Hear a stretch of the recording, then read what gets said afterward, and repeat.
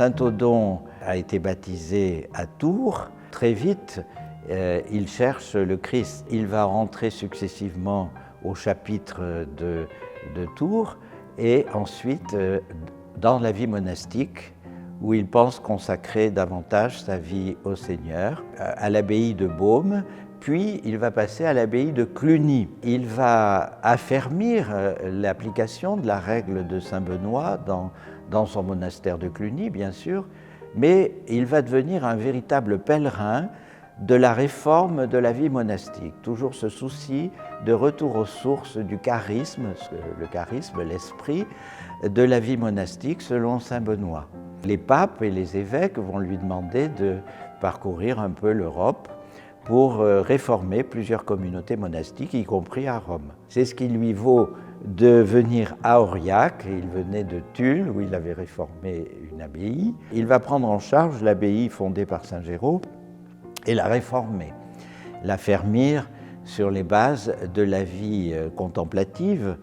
Homme de culture, Saint Odon avait des talents d'écrivain. C'est ce qui lui valut d'écrire la vie de Saint Géraud, qu'il a présenté comme le modèle de la chevalerie chrétienne. Et il avait aussi des talents en matière musicale, et au point qu'il a procédé à une classification des mélodies et des sons, et il a évoqué un instrument qu'on appelle l'organistrum, et qui est l'ancêtre de la vielle. Il a rendu son âme à Dieu le 18 novembre 1942, âgé de 63 ans, ce qui était une durée de vie exceptionnelle à cette époque.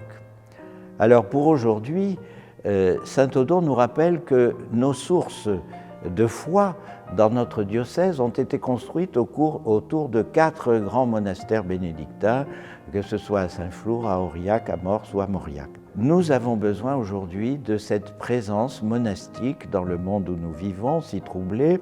Nous avons besoin d'oasis, de silence, de paix, de prière et d'hospitalité aussi, puisque l'ordre bénédictin, selon la règle de Saint Benoît, est un ordre qui accueille des hôtes. Saint Benoît demande qu'on les accueille comme si c'était la personne du Christ même.